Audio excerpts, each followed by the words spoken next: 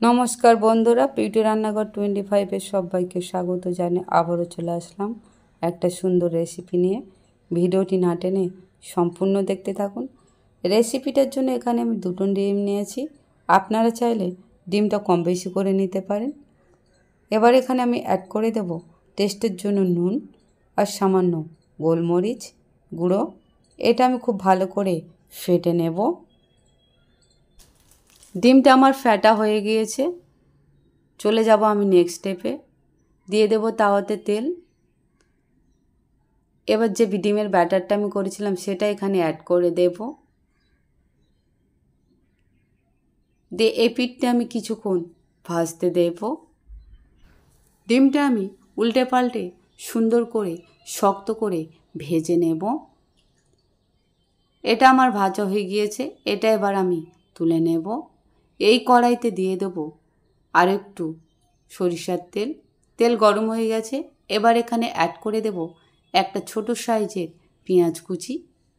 পেঁয়াজটা দিয়ে একটু হালকা নাড়াচাড়া করে নেব। এটা বেশি লাল করে ভাজবো না আমি। এখানে অ্যাড করে দেব গ্রেট করা আদা রসুন। আদা রসুনটা আমি একসঙ্গে গ্রেট করেছিলাম। এটা দিয়ে আমি একটু নাড়াচাড়া করে নেব যাতে আদা রসুনের কাঁচা গন্ধটা চলে যায়। দিয়ে দেব সামান্য লঙ্কা কুচি। এবার এখানে অ্যাড করে দেব আলু সেদ্ধ। এখানে আমি 2টো আলু সেদ্ধ দিয়েছি আর আলুটা আমি আগেই সেদ্ধ করে রেখেছিলাম। আলুটা দিয়ে একটু নাড়াচাড়া করে নেব আমি।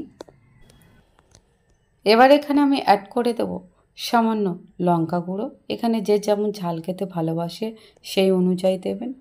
দিয়ে দেব সামান্য হলুদের গুঁড়ো। দিয়ে এটা আবারও একটু আমি নাড়াচাড়া করে নেব। এখানে দিয়ে দেব সামান্য ধনে গুঁড়ো, জিরে গুঁড়ো আর টেস্টের জন্য দিয়ে দেব পরিমাণ মতো নুন। দিয়ে আবারও এটা আমি খুব ভালো করে কষিয়ে নেব আলুটা। এভাবে আলুটা আমি খুন্তির সাহায্যে ম্যাশ করে নেব। আলুটা হয়ে গেছে, আমি নামিয়ে নিয়েছি। এভাবে আমি ডিমটাকে 4 ভাগ করে কেটে নেব। আপনারা দেখতেই পাচ্ছেন বন্ধুরা আমি কিভাবে কাটছি। এবার একটি করে ভাগনে আমি 4 কোণা আকারে শেপ দিয়ে কেটে নেব। ঠিক এভাবে আমি কিউব আকারে কেটে নিয়েছি। এভাবে আমি সবগুলো ডিম কেটে নেব। এখানে আরেকটাও আপনাদেরকে দেখিয়ে দিচ্ছি কেটে। ঠিক এভাবে সুন্দর করে সব ডিমগুলো কেটে নিতে হবে। আলুটা আমি ঠান্ডা করে হাত দিয়ে ম্যাশ করে নিয়েছিলাম। এবার একটি করে ডিম নিয়ে আলুটা ঠিক এভাবে ডিমের ওপর থেকে লাগিয়ে নিতে হবে। আর আলুটা একটু বেশি পরিমাণে দিতে হবে। ঠিক এভাবে আপনারা দেখতেই পাচ্ছেন বন্ধুরা আমি কিভাবে বানাচ্ছি। এর 2 সাইড থেকে আলুটা আমি সুন্দর করে লাগিয়ে নেব।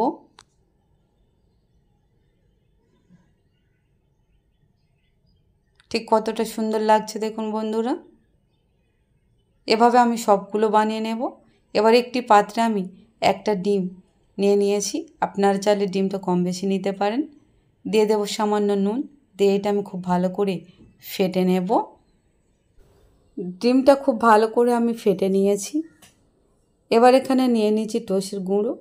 আর দোকান থেকে আমি টোস্ট কিনে এনে শিলে গুঁড়ো করে নিয়েছি।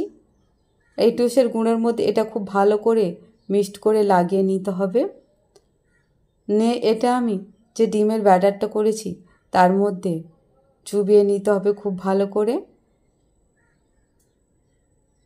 এভাবে উল্টে পাল্টে এটা আমি চুবিয়ে নেব ডিমের ব্যাটারে। দিয়ে আবারও আমি টোস্টের গুঁড়োর মধ্যে অ্যাড করে দেব ঠিক এভাবে। আর এভাবে এটা সুন্দর করে আমি লাগিয়ে নেব। এভাবে আমি সবগুলো বানিয়ে নেব। এটা আমার বানানো হয়ে গিয়েছে। দিয়ে দেবো কড়াইতে পরিমাণ মতো সাদা তেল। তেল গরম হয়ে গেছে। এবার যেগুলো আমি বানিয়েছিলাম সেগুলো এখানে অ্যাড করে দেবো একটা একটা করে। এবার এটা আমি উল্টিয়ে দেব। এভাবে উল্টে পাল্টে আঁচ কমিয়ে এটা আমি খুব ভালো করে ভেজে নেব। এটা ভাজা হয়ে গিয়েছে। এবার এটা আমি তুলে নেব। এবার এখানে দিয়ে দেব সামান্য শসা কুচি, একটু লেবু আর সামান্য চাটনি। এখানে আমি সস নিয়ে নিয়েছি। এভাবে সুন্দর করে পরিবেশন করুন গেস্ট আসলে। আমার ডিমের কাটলেট রেডি। আমার এই রেসিপিটা আপনাদের কেমন লাগলো তা অবশ্যই কমেন্ট করে জানাবেন।